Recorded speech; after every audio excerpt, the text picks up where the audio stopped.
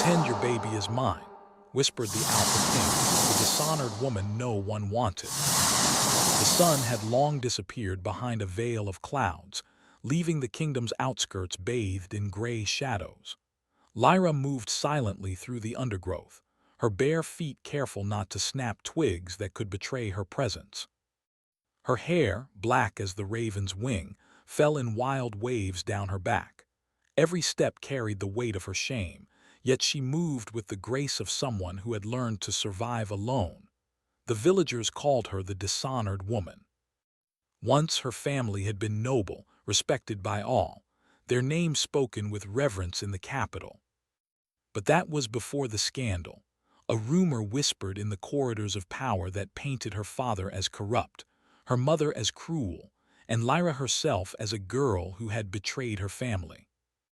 None knew the full truth, and perhaps that was why the shame stuck so tightly to her like a second skin. Lyra paused beside a gnarled oak, listening. The forest was quiet, too quiet.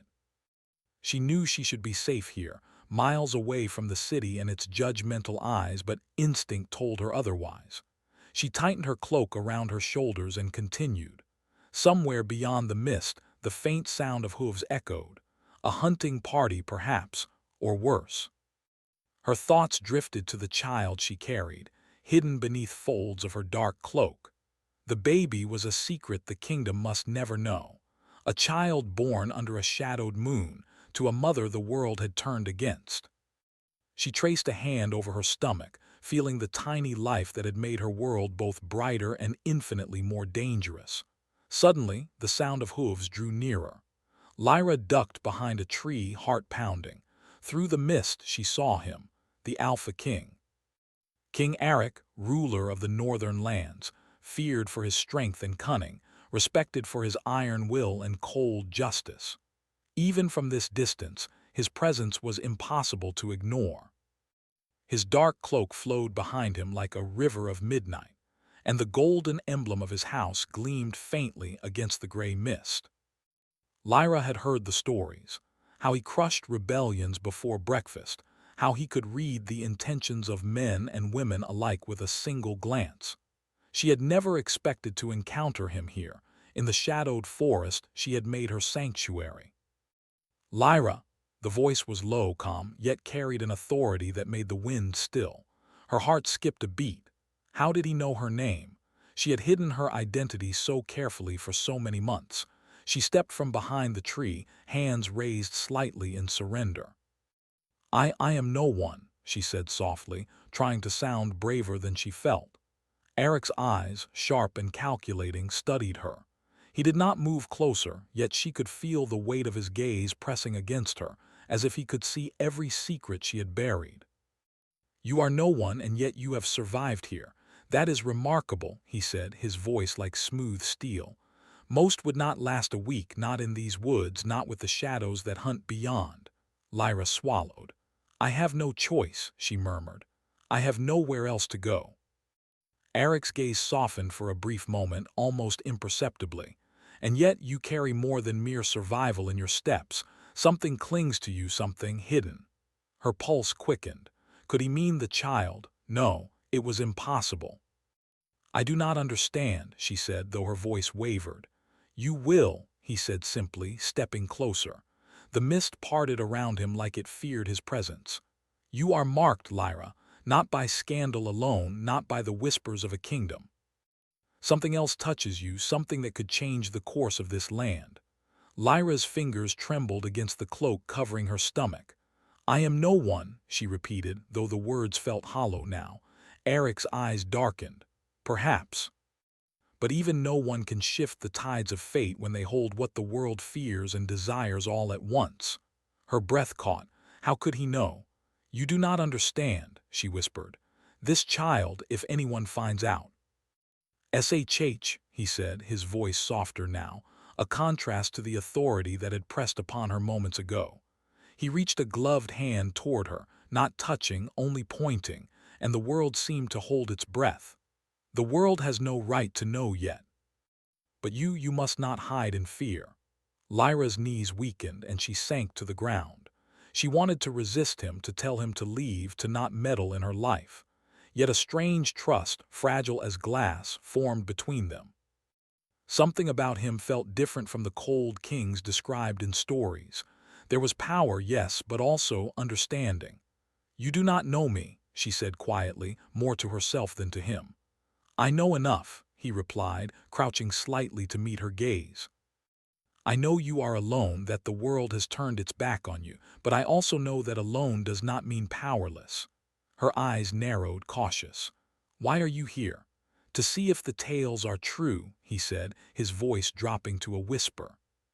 "They say you are a woman who carries a curse, and yet you walk with courage. I need to see that for myself." A cold wind swept through the trees, carrying leaves and shadows in its wake. Lyra shivered. She hated that he unnerved her, hated that she felt something she could not name whenever he spoke. "You should leave," she said, trying to regain her composure. "This forest does not welcome kings or their shadows." "And yet I am here," he said, a faint smile tugging at the corner of his lips, "because some fates are stronger than fear." She stared at him, unsure what to make of the words. They felt like a promise and a warning. For long moments they simply watched one another.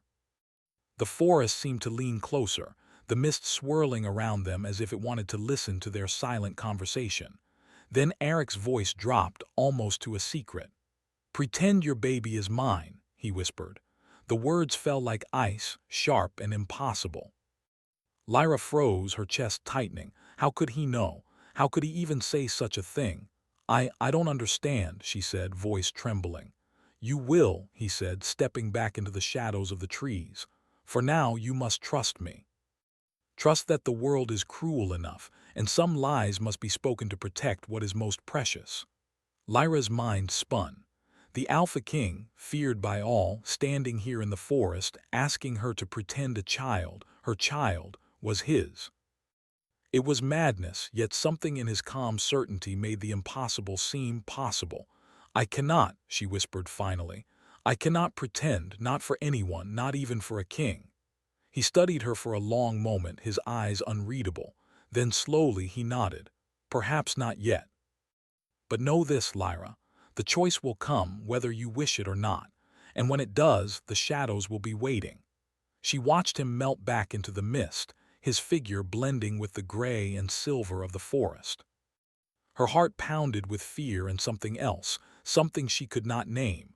Alone again, Lyra sank to her knees, resting her hand over the child growing inside her. "What have I done?" she whispered. "What have I become?" The forest seemed to answer with a rustle of leaves, a reminder that the world beyond the trees was waiting, and that the king's words were not merely a threat but a summons. Night fell fully, wrapping the woods in darkness. Somewhere, a distant howl echoed through the trees. Lyra shivered, wrapping her cloak tighter around herself. She was alone. The child was alone. And yet a single thought burned in her mind: the Alpha King would return. And when he did, everything would change. The shadows of the forest seemed to lean closer, as if to whisper secrets to her alone. She did not yet know whether they were warnings or promises.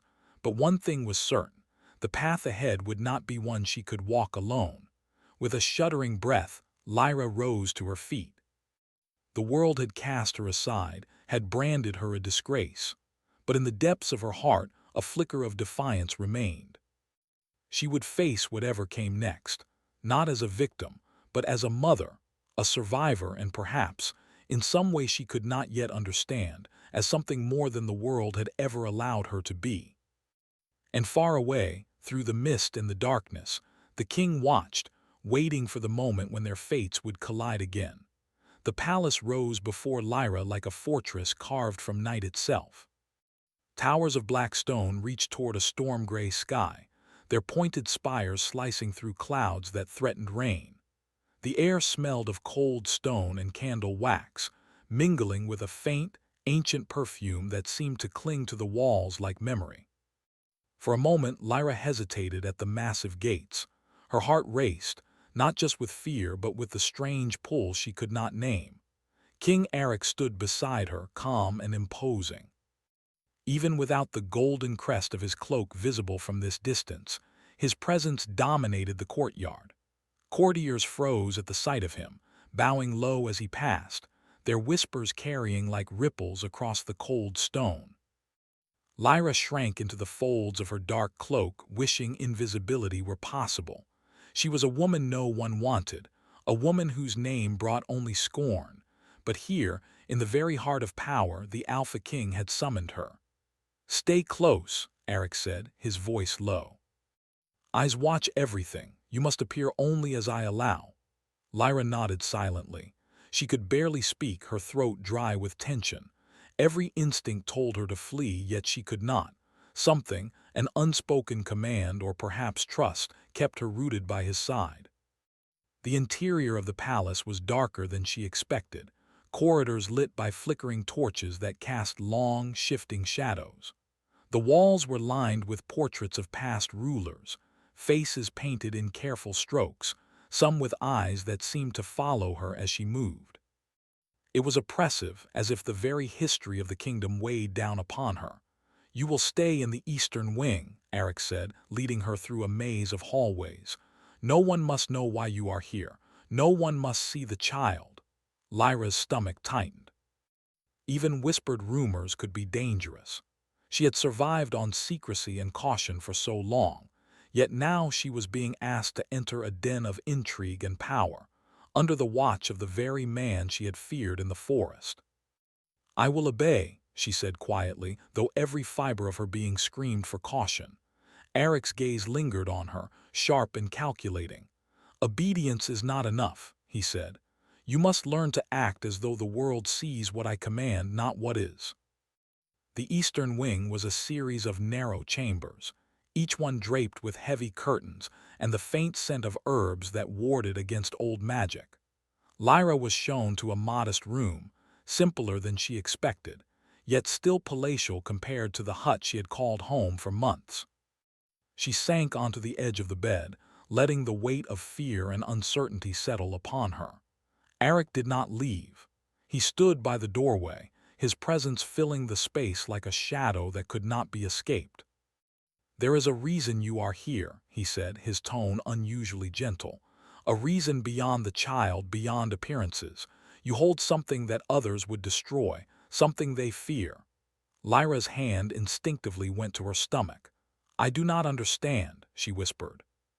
"What do you mean?" "The child," he said simply. "This child carries more than life. The blood it carries is unusual, powerful, dangerous, and because of it, enemies will seek to harm you both." Her eyes widened.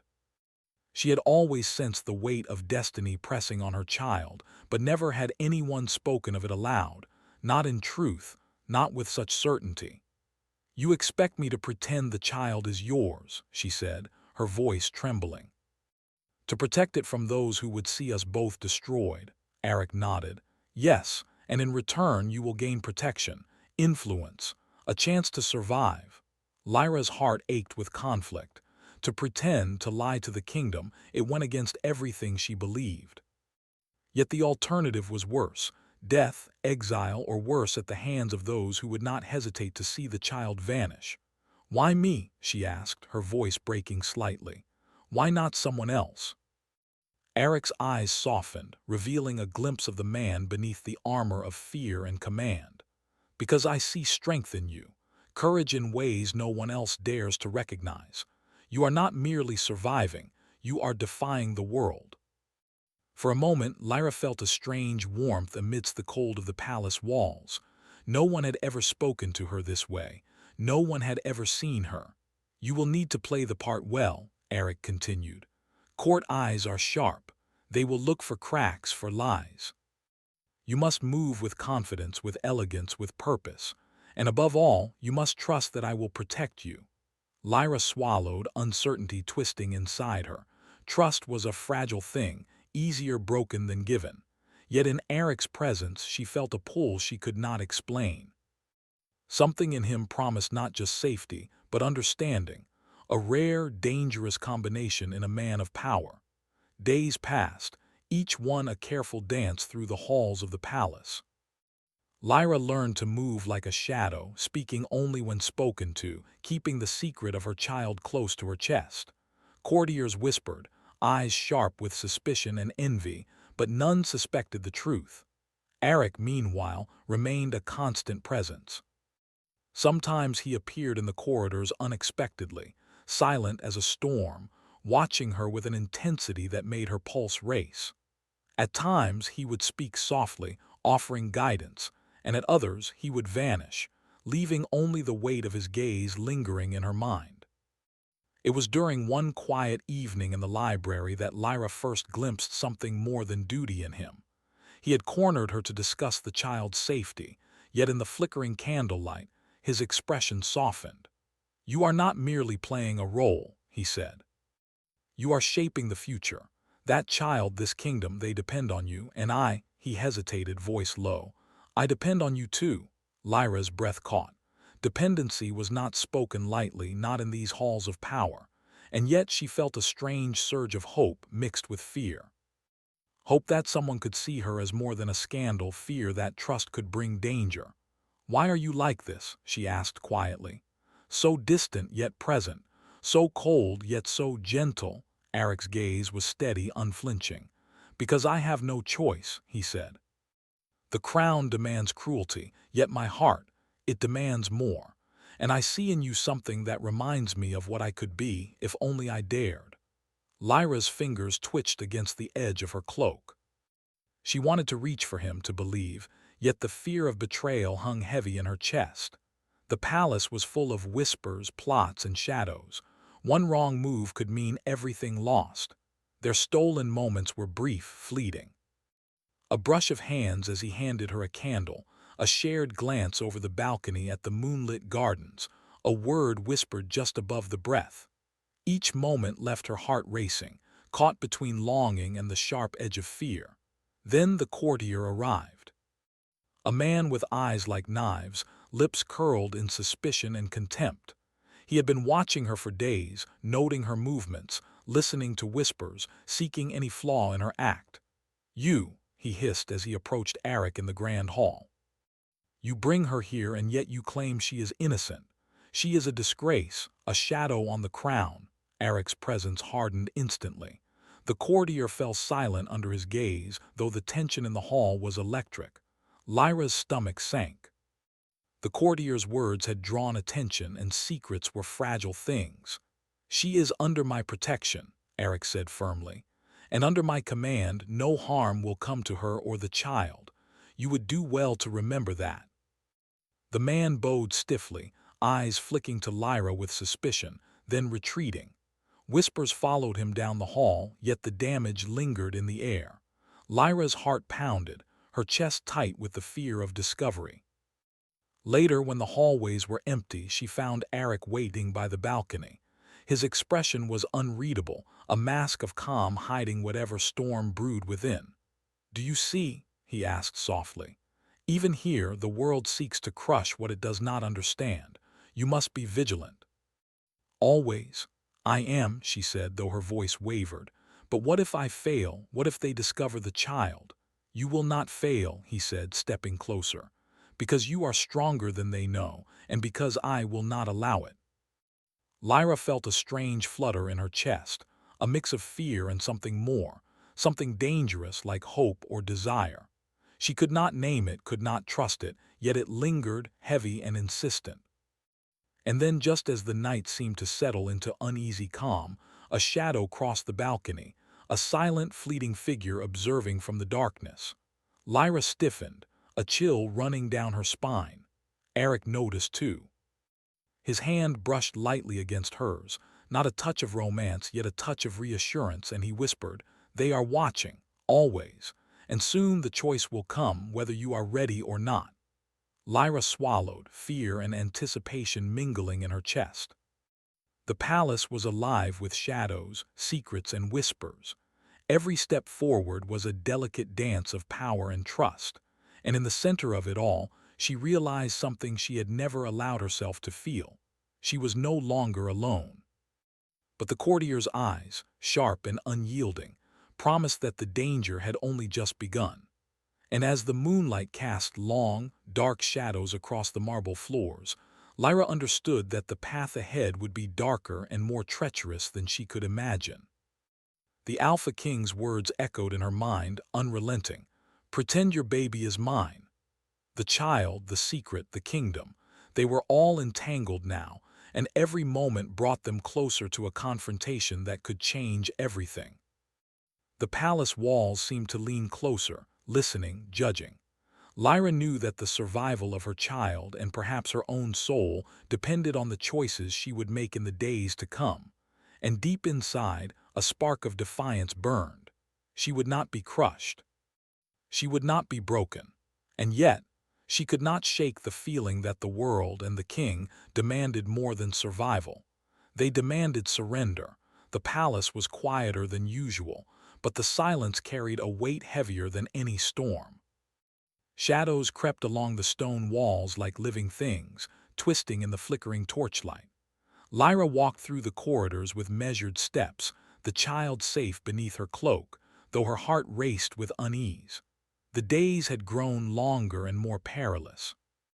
Every corner of the palace seemed to watch her, every whisper carried a hidden threat.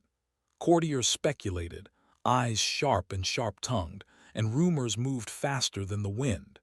Yet Lyra had learned to navigate the labyrinth of intrigue with care, blending caution and cleverness. King Eric, ever vigilant, followed closely behind her during their rare shared moments. He had grown quieter, more reflective, and yet more commanding. There was a tension in his gaze, one that spoke of secrets and burdens even he could not fully share. "Something has changed," Lyra whispered one evening as they stood on the balcony overlooking the palace gardens. The moonlight painted the leaves silver, and a gentle wind carried the scent of herbs and night flowers. "I feel it. The air itself seems heavier." Eric's eyes, dark as storm clouds, met hers. "You are correct. Shadows are gathering, not just in the palace, but in the very blood that flows through your child. There is a curse that stirs, and it has sensed the child's presence." Lyra froze, gripping the balcony railing. "A curse?" she whispered.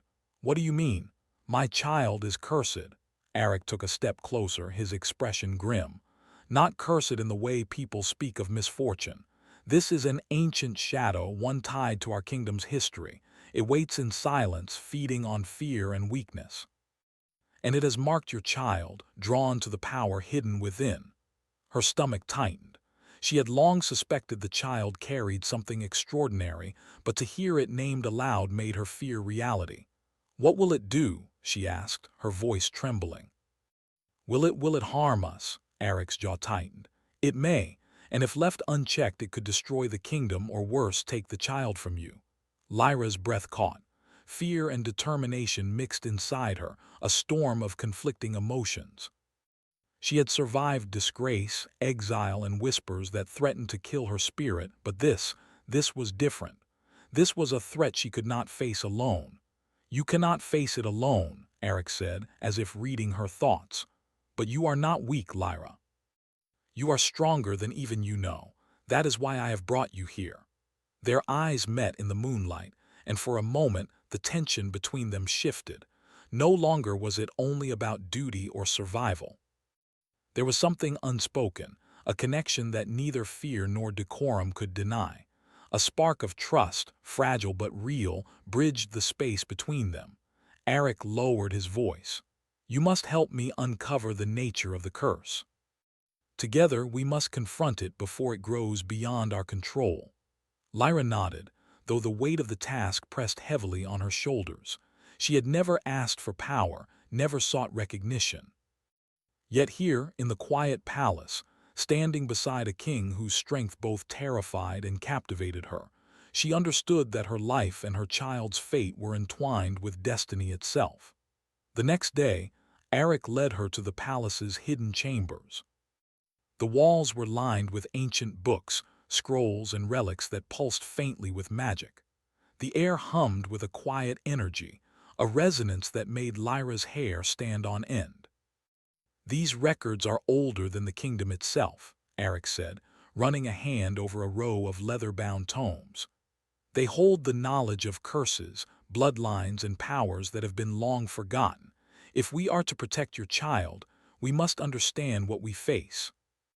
Lyra traced her fingers along the spines of the books, sensing the weight of history and secrets they carried.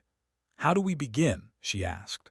Eric opened one of the larger tomes, revealing symbols that glowed faintly in the torchlight. "First, we must learn the origin. The curse is tied to blood, to heritage, to choices made centuries ago. It awakens only when the wrong forces converge, and your child carries the key to that convergence." Lyra's heart ached. The child, so innocent, already burdened with danger beyond imagining. I will do whatever it takes," she said softly. Eric studied her, and in that gaze, Lyra felt something she had never felt before: respect, admiration, and something closer to care. "I know," he said. "That is why you are here. That is why I chose you."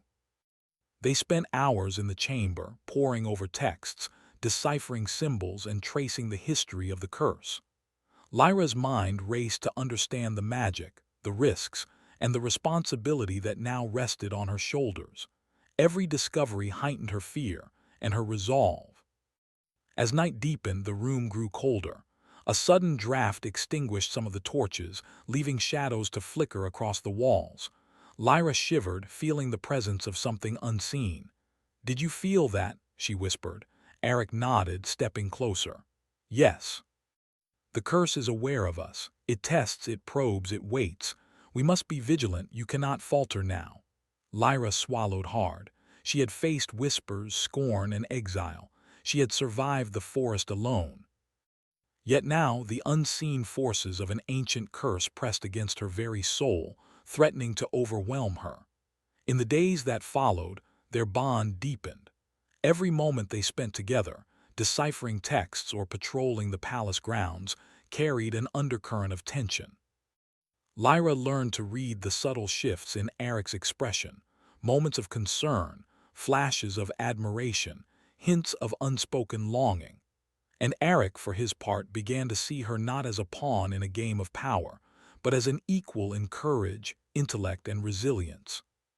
Her wit challenged him, her courage inspired him, and her quiet defiance stirred feelings he had long buried beneath duty and fear.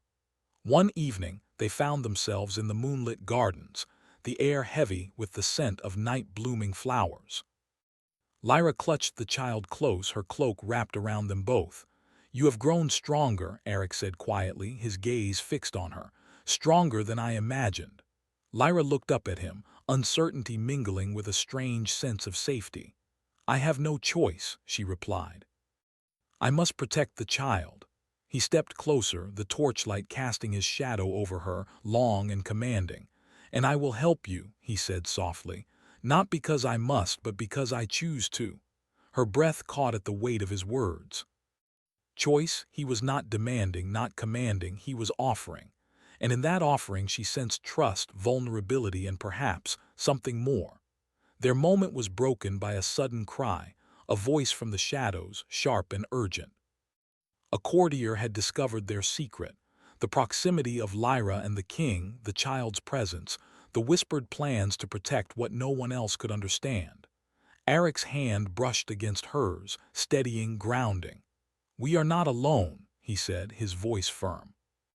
"And now the real test begins." Lyra's heart pounded.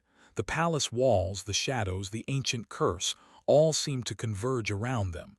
Danger was no longer distant. It had arrived. For the first time, Lyra understood fully the depth of the path she had chosen, or that fate had chosen for her. Survival alone was no longer enough. She needed courage, cunning, and trust, and though fear gripped her, a spark of determination ignited within. As the first light of dawn broke over the kingdom, casting pale gold across the palace towers, Lyra and Eric stood together, facing a world that had suddenly grown infinitely larger and infinitely more dangerous. The child slept peacefully, unaware of the forces gathering, unaware of the destiny that lay ahead. But Lyra was aware. She had seen the shadows. She had felt the curse stir. And she had seen the king, not merely as a ruler, not merely as a protector, but as someone who had become inextricably bound to her fate. and somewhere deep in the palace, hidden in the flickering shadows, eyes watched, silent, patient, and full of malice. The curse was no longer merely a story. It had awakened. The palace had never seemed more alive or more dangerous. Shadows clung to the stone walls like smoke, twisting and stretching in the flickering torchlight. The air itself felt heavy, charged with the unseen energy of forces that moved beyond sight. Lyra's hands trembled slightly as she clutched her child, hidden beneath her cloak. Every step she took through the hallways reminded her of the stakes. One wrong move, one careless word, and everything, the child, the palace, perhaps even the kingdom, could fall to ruin. King Eric walked beside her, silent but vigilant. His cloak brushed the floor, dark as midnight, and his gaze swept the corridors with unerring precision. Though the palace was his domain, tonight it felt more like a labyrinth of danger than a seat of power. Eric and Lyra were no longer merely survivors. They were players in a game far older than either of them could fully understand. "They know we are here," Eric said quietly, his voice low enough for only Lyra to hear. "The shadows have spies, they watch, they wait, and soon they will strike." Lyra swallowed hard, nodding. Fear and determination mingled inside her. She had survived so much already: exile, scorn, and whispers that cut deeper than knives. Now the threat was more tangible, more immediate, but she would not falter, not for herself and not for the child. Eric led her to the inner chambers of the palace, a room few had ever entered. The walls were lined with ancient texts, relics of rulers and magics long forgotten. The air hummed faintly, alive with the whispers of history. Lyra could feel it, the power that lay waiting, like a coiled serpent beneath the stone floor. "This is where we make our stand," Eric said, setting his cloak aside and stepping closer. "If the curse comes, if the court plots, if the shadows move against us, it will end here." Lyra nodded, trying to steady her breath. The weight of responsibility pressed upon her, but within that weight was also a strange clarity. She was not merely a mother or a woman who had been shunned. She was a guardian, a force that had learned resilience, courage, and determination through every trial she had endured. Hours passed in preparation. Eric and Lyra moved through the texts, reciting incantations, drawing protective symbols, and setting wards around the room. Every movement was deliberate, every action a step toward safety. Yet even amidst this urgency, there were stolen moments, soft glances, fleeting touches, the quiet acknowledgement of a bond that had grown stronger than either had expected. "You have changed," Eric said at one point, his voice soft, almost vulnerable. "Since the forest, since the palace, you have grown, stronger, braver, fiercer than I imagined." Lyra met his gaze, a faint smile touching her lips despite the tension. "I had to," she replied. "For the child, for myself, and perhaps because of you." He flinched slightly at her words, as if she had spoken a truth that had been waiting in the shadows for far too long. "Perhaps," he said softly, "you have saved more than yourself. You may have saved me too." The first sign of danger came as a whisper in the wind. The shadows along the walls shifted unnaturally, and the faint hum of magic in the room grew louder, more insistent. Lyra tightened her grip on the child, heart pounding. "They are here," Eric said, his voice sharp now, commanding. "Stay close, trust me, and do exactly as I say." The doors to the chamber burst open and figures cloaked in darkness slipped inside. They moved silently, shadows among shadows, eyes glinting with malice. Lyra's pulse quickened, but she did not flee. She had survived too long, learned too much. She would face this threat, whatever it was, and protect the child with every ounce of strength she possessed. Eric stepped forward, his presence a wall of authority and power. His voice cut through the chamber like a blade. "Leave now or face the consequences." The figures hesitated, but the shadows themselves seemed to stir, moving against them. The very air vibrated with the ancient magic of the palace, responding to the protective wards Eric and Lyra had set. The attackers faltered, uncertainty flickering across their movements. Lyra drew a deep breath, feeling the strange pulse of energy that surrounded her. She placed her hands over her stomach, over the child, and whispered an incantation she had learned from the texts. A faint light emanated from her cloak, warm and protective, surrounding the child like a shield. The attackers recoiled, the dark figures hissing in frustration as they struck at nothing.